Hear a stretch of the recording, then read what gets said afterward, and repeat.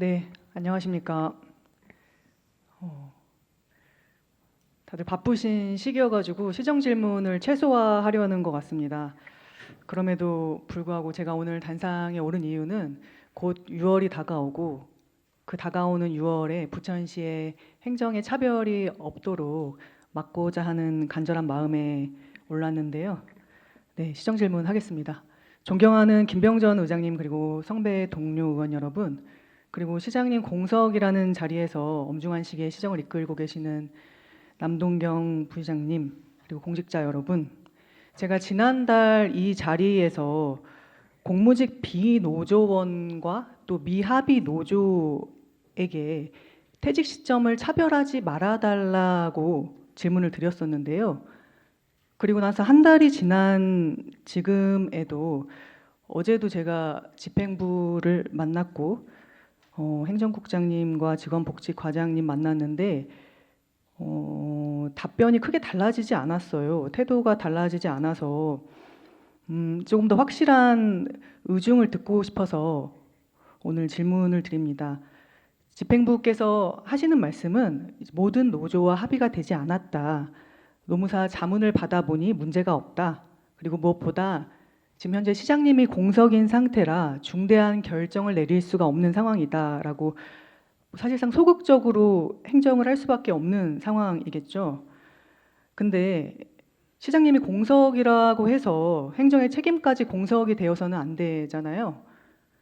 6월 달에 자연퇴직하는 사람들이 있고 또 누군가는 직원복지과와 단체교섭에서 합의가 된 노조는 12월 말까지 일을 하게 되는 문제의 본질은 그것이 과연 정당한가라는 것인데 공무직 노동자들에게 합리적인 기준이 없이 퇴직 시점을 달리 적용하는 것이 정당한가? 라고 물었을 때 시에서 그 판단이 어쩔 수 없이 뭐 단체 교섭, 협상의 결과다라고 이야기하면 이 사항에 대해서 가치 판단의 기준이 누구에게 있는지는 모르겠지만 저는 이건 헌법적으로도 그렇고 또 공공의 관점에서도 책임 있는 답변은 아니라고 생각합니다.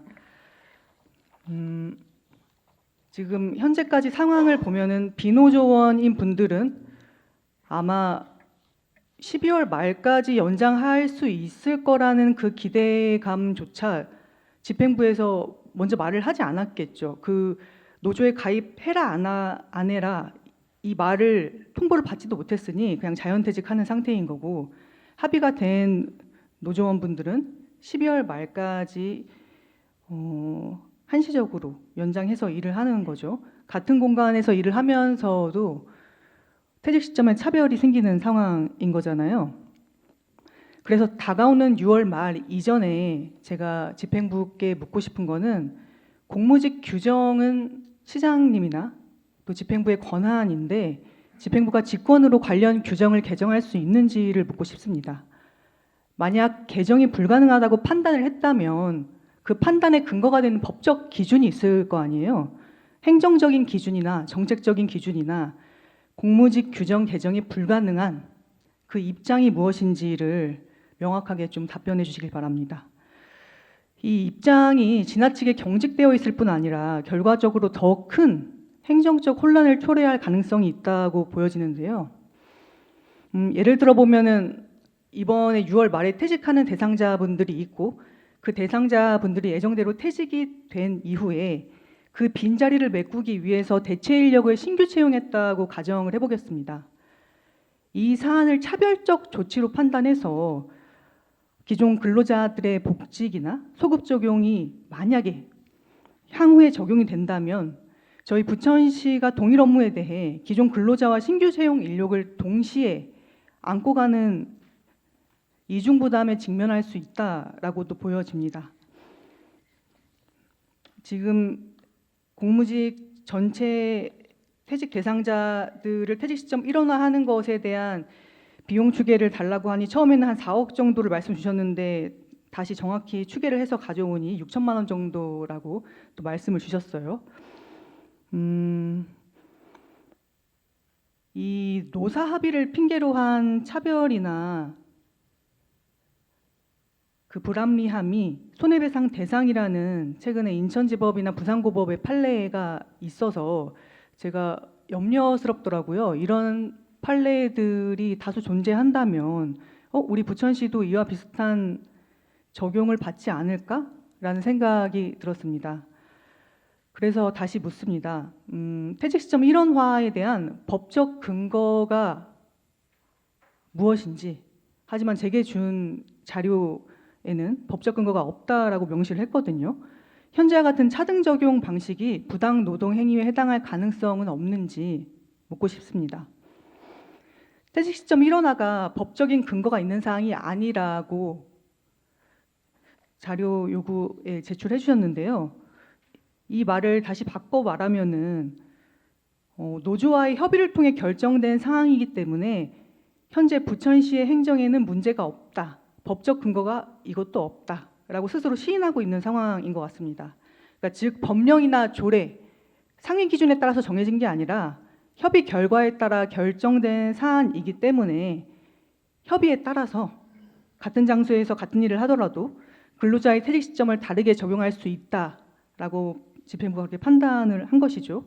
그렇다면 직무 성과나 개인의 능력 이런 게 아니라 노조에 가입했냐 안 했냐, 어느 노조냐 이하에 따라 소속에 따른 상대적 불이익으로 읽힐 수도 있는 부분이 있습니다.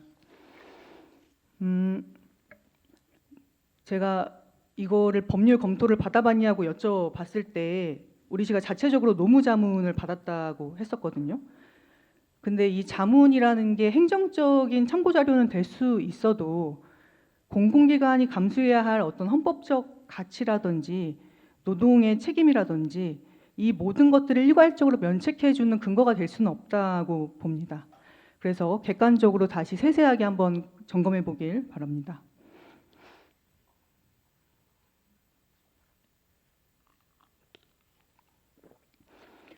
제가 이 법적 리스크를 생각하면서 아까 말씀드린 게 인천지법의 사례와 부산고법의 판례를 말씀드렸는데 퇴직 시점과 관련해서는 단순히 운영상의 문제가 아니라 노동자와 고용, 그 생계에 관한 핵심 근로 조건이라고 보았습니다. 이러한 조건이 합의 여부에 따라서 다르게 적용이 된다는 것은 결과적으로 차별적인 불이익을 낳는다라고 본 게 판례 해석인데요. 이런 대기업의 사측과 노측 간의 이런 유사 사례나 판례는 굉장히 많아요. 제가 많이 찾아봤는데 공공에서는 없는 거예요. 그래서 생각해 보니까 이 판례가 공공기관에 적은 이유는 애초에 공공에서는 이런 구조를 만들지 않죠. 같은 일을 하고 같은 퇴직 대상자인데 누구는 퇴직을 연장해주고 누구는 그냥 나가라고 하는 이런 구조를 만들지 않기 때문에 부천시의 굉장히 특이한 케이스라고 보여졌습니다. 그래서 저는 지금 이 상황이 단순한 노사 갈등을 넘어서 명백한 법적 리스크를 내포한 행정적인 판단의 문제, 이것이 일종의 정무적인 판단일 수도 있겠거니와 또 가치 판단의 기준을 어디에다 둘 것인지에 대한 집행부의 의지가 상당히 중요하다라고 보여집니다. 예측 가능한 위험이 반복해서 지적되고 있음에도 저희 시가 아무런 조치를 하지 않고 있는 이 상황에서 대부분의 공공기관이 애초에 이런 식의 무리한 차별 구조를 만들지 않는 데에는 그만한 이유가 있지 않겠습니까? 제가 타 지자체의 공무직 규정들도 싹 다 읽어보고 조례로 만들어진 곳들도 있어서 찾아봤는데요. 조례로 만들어진 곳들의 내용들 중에 인상 깊은 곳 중에 몇 군데는 같은 동일한 업무를 하는 공무직 안에서도 가장 유리한 조건을 협약 내용을 전체 적용한다라는 내용들이 있는 곳들이 있더라고요. 그래서 제가 지금 당장 얘기하는 게 정년 연장을 해달라는 것도 아니고 퇴직 시점을 모두 다 동일하게 일원화해서 하자는 건데 근데 집행부가 현실적으로 물러서지 못하고 단지 단체 협약 개별 교섭이기 때문에 개별적으로 진행할 수밖에 없는 상황이다라고 하는 게 모르겠습니다. 이게 법적으로는 어떤 리스크가 있을지 검토를 받아봐야겠지만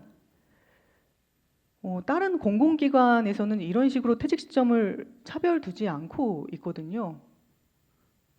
근데 퇴직 시점을 차별이 아닌 차이를 두는 곳은 있어요. 그게 뭐냐? 직종 간, 직무별로 차이가 있는 차등을 두는 곳들이 있더라고요. 예컨대 부천시보다 더 상급 기관인 경기도청 같은 경우를 보면은 일반적으로 공무직은 60세 퇴직인데 청소나 경비직은 중장년 고령 친화 직종이어서 65세에 퇴직하는 걸로 되어 있습니다. 그 외에도 화성시나 고양시, 하남시, 군포, 부산, 대구, 서울의 자치구들 중에서도 직종별, 특히 청소비와 시설관리, 경비에 있어서 퇴직 시점을 다르게 적용하고 있더라고요.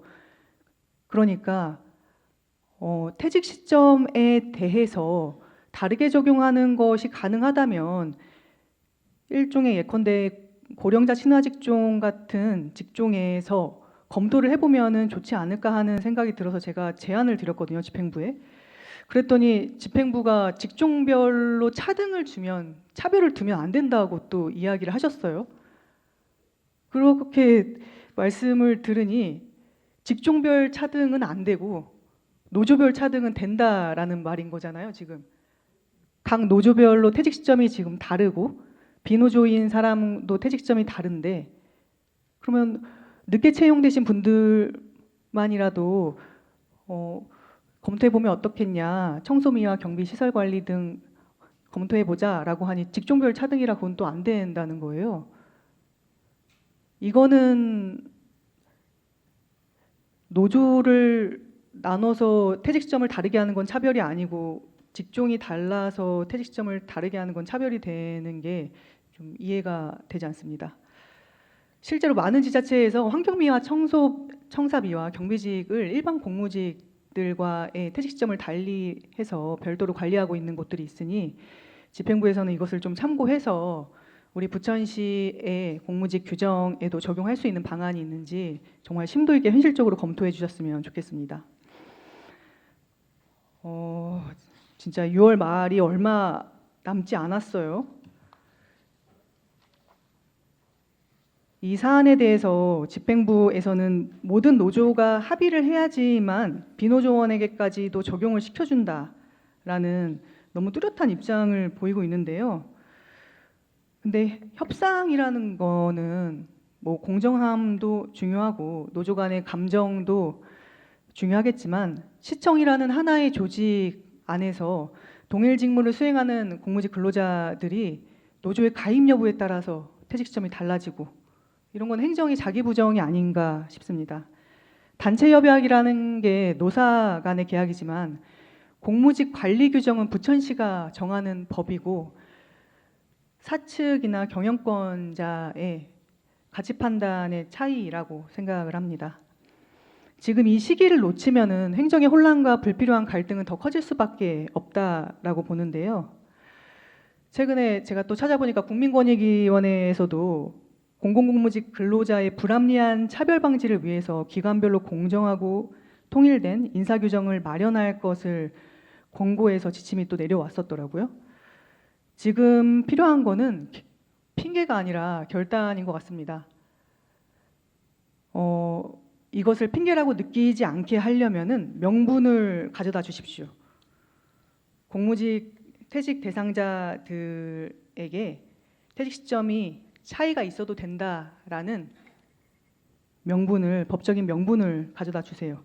저한테 자료 답변 주신 거는 법적인 사항이 아니라고 했잖아요. 그러면은 가치 판단의 사항이라고 보여지는데